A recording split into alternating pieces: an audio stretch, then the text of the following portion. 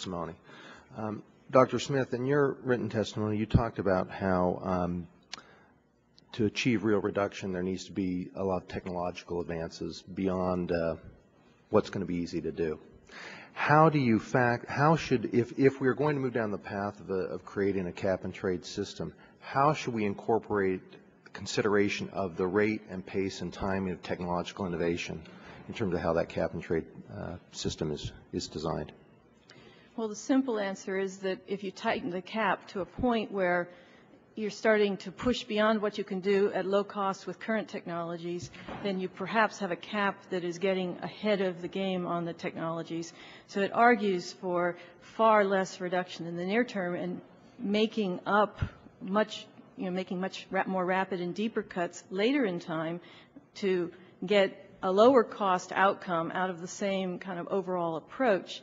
This takes into account that to get stabilization of atmospheric emissions and to stabilize climate risks, we need to look at the cumulative amount of emissions over a very, very long period of time out through the next century.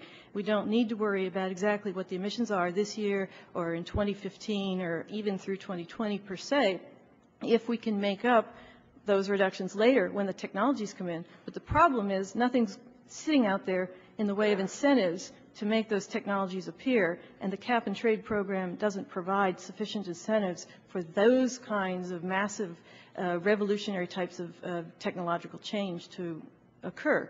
The cap and trade program only incentivizes incremental innovation with nearly marketable technologies, and it will do that well, but that's not enough to get us to climate stabilization. And is it fair to say that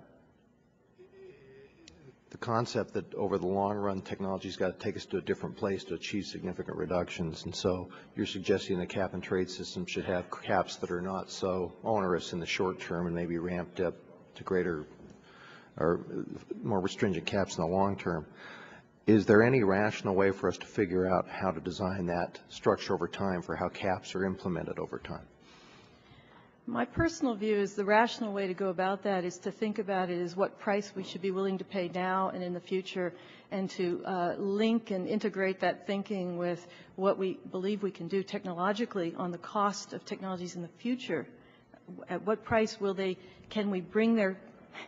can we bring their costs down to an affordable price? What is that price target? What's the timing of that? And that allows us to back out to what we ought to be spending today simply by applying simple present value type rules that economists use all the time. So it's not about where do you set the cap in any year, it's about what's the right price to be paying over time, now and in the future.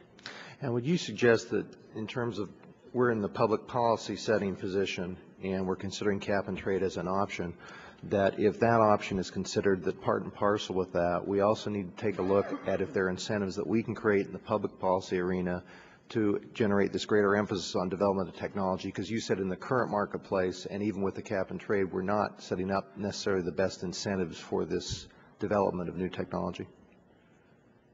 We need specific policies aimed specifically at the challenge of figuring out how to design R&D incentives correctly and to target them so that they will be productive at what we need, which is new energy systems that are zero or low carbon.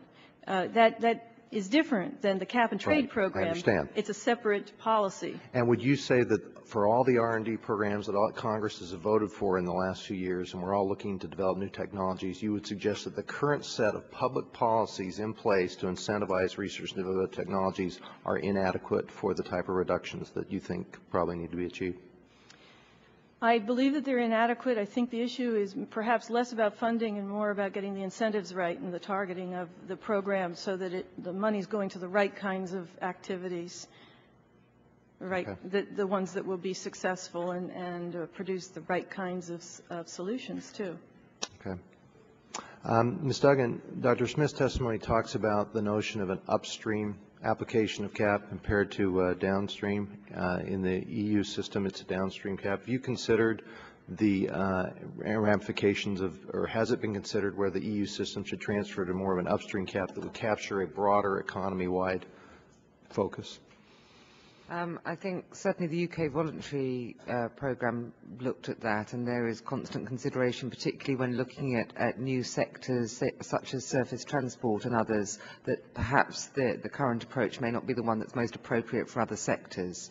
I think there's always a balance between simplicity and complexity and capturing the behaviour changes that you want, but it certainly is something that's under consideration for other sectors. I would think that when you're looking at those different balances, one of the other factors is when half of your emitters are not subject to the system, that would be another factor in looking at balancing simplicity and complexity. Indeed, but just because they're not covered by the EU programme doesn't mean to say that they're not covered by other measures, and the UK recently announced another domestic programme with full auctioning mandatory programme that will cover commercial concerns such as retailers and others.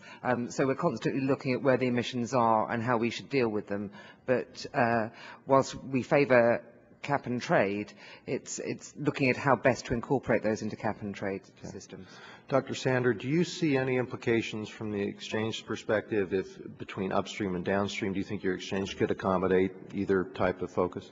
Yeah, we would operationalize any policy. Our experience, though, suggests that, including Wasatch in your district, that the further downstream you go, the more you can affect behavior change, and that's the trade-off. You want to get to the individual who will be responsive to behavior change, and that's, you know, a hard balance. As you say, some are uncovered, some are, but our belief is we can cover and will cover no matter what you provide. We'll operationalize the law that you, the leaders, make. Okay, and that triggers, you actually anticipated the last question I want to give to Dr. Smith. I understand where the upstream is preferable in terms of capturing all the carbon emitters, but as Dr. Sander pointed out, the downstream tends to give price signals to individual users to most accurately affect behavior. How do you balance those two competing? Both approaches give the same price signal. It's just a question of where the price signal appears in the system.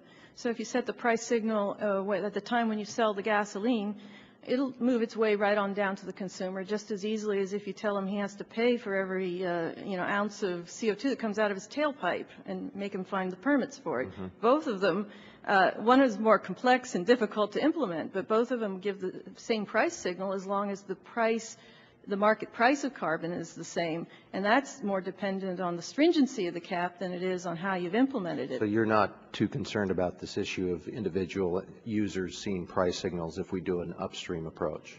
They should see price signals. Okay, that's great. Mr. McLean, I wanted to just finish with you, and I got 10 seconds, I'll make this quick.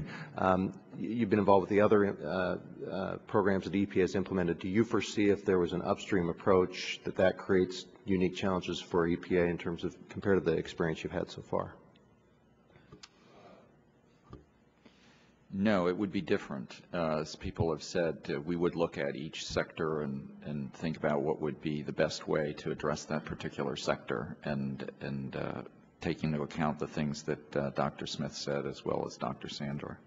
We don't have a firm view at this point. Okay. Thank you, Mr. Chairman.